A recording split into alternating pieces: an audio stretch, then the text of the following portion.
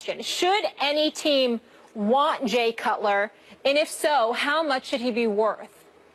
Well, first of all, he's worth a box of cookies, as he has shown us, when he was on a boat with his wife, growing more and more rotund. So we understand. Nice. It's a slow build right now. What did Alec Baldwin say when he imitated Donald Trump? Very heavy. That's how we see Jay Cutler right now. Okay, so let's be very, very clear.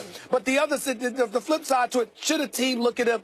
Look, Jay Cutler can play. Jay Cutler has the requisite talent. Of course, some teams should look at him. It just shouldn't be as a starter. And here's why, Jeff. This is my belief about Jay Cutler. Jay Cutler is the worst quarterback in football to me. And I'm not talking about his talent. I'm talking about the requisite responsibilities that everyone has taught me. All the NFL aficionados have taught me that come with the quarterback position. He is the most flagrant, leaderless commodity at the quarterback position in the NFL as a starter. I don't care what anybody says. There's nothing about him that's inspirational. There's nothing about him that galvanizes the troops. Everybody that plays for him, the second they get away from Chicago, they talk about how leaderless he is and what a leaderless individual he is. The coaches gave you that impression because they were looking to move in a different direction during the season. Now that the season is over, they've accentuated that point by shopping him. That's my issue with Jay Cutler. I'm not questioning his arm strength. I'm not questioning his talent.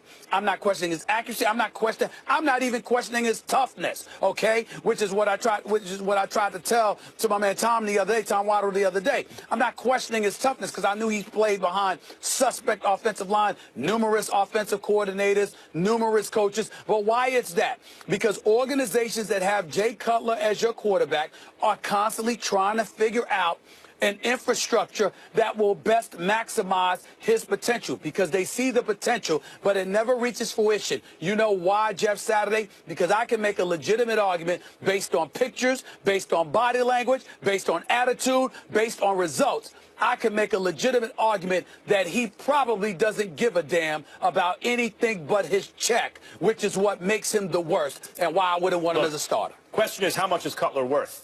Molly asked a double-barreled question. Should anyone go for him? Let me answer, should anyone go for him first? The answer is yes. And the teams that should go for him are teams that need a tackling dummy plus. Rebuilding teams that need the best talent they can find at the position. Behind bad offensive lines, the guy might take a beating, right? He's no spring chicken. I agree with Stephen A. He hasn't exhibited the leadership qualities to win a Super Bowl.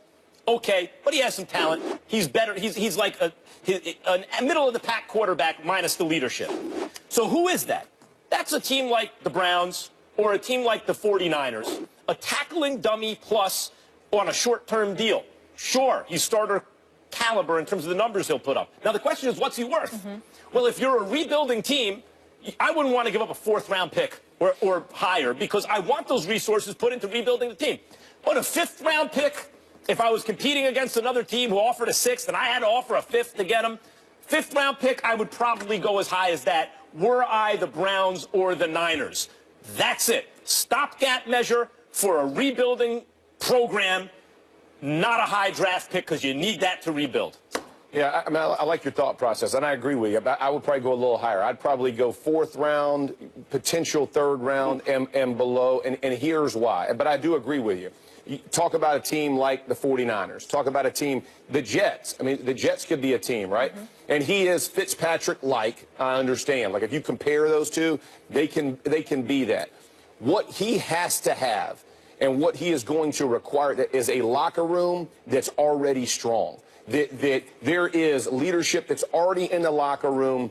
The part that concerns you with the leaderless part that Stephen A. is bringing up, you don't want people to copy that. You don't want that to be mimicked in a rebuilding program, in other words. Yeah, you need veterans. Yeah, you need some guys in there to say, hey, man, here's how we work, right? He might not work that way, right? He may not do this, but there's somebody behind him who is. There are some quarterbacks that you have in your tank. You may draft them, whatever it is, going to give you that year or two to kind of buffer, and I completely agree. But he also has to have a coach. The problem with Cutler isn't his talent, and it's not the leader part. It's he turns the ball over.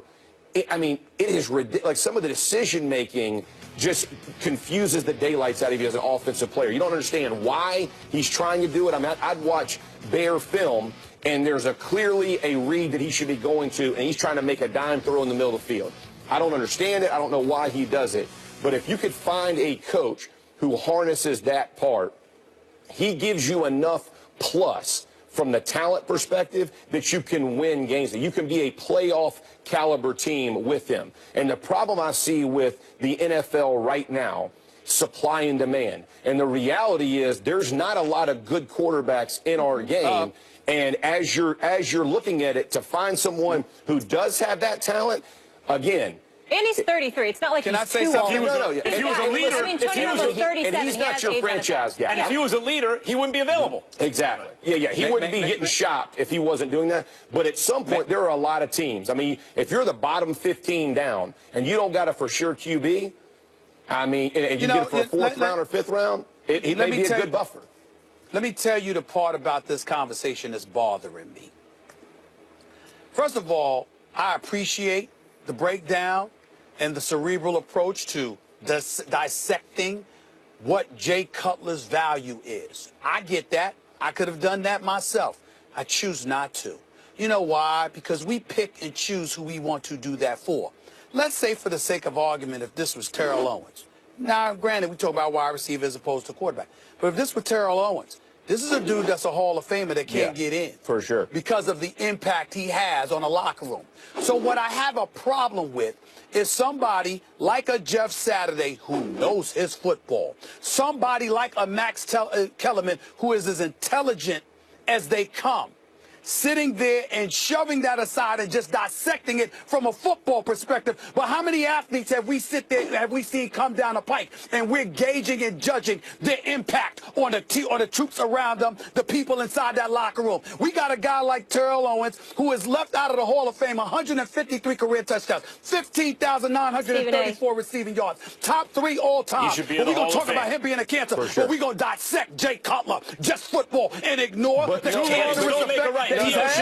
But here's the thing you don't see, Stephen, is he's not the leader, so no one's looking to him to be that. He doesn't perform like T.O. No one was looking at T.O. either. So they did, because the way he performed, it gave him credibility in the locker room. Okay. Jay Cutler's not bringing credibility to the locker room. He's just bringing, he is a performance guy. That's it. I can accept Bottom that. line. I can accept that. Yeah. I can accept that. Thank you so much. We got to go to break, guys, and we know you weren't done with the Lakers conversation clearly earlier. So now that Magic Johnson is at the helm for the Lake Show, how long will it take for them to become contenders again? But up first, Steve.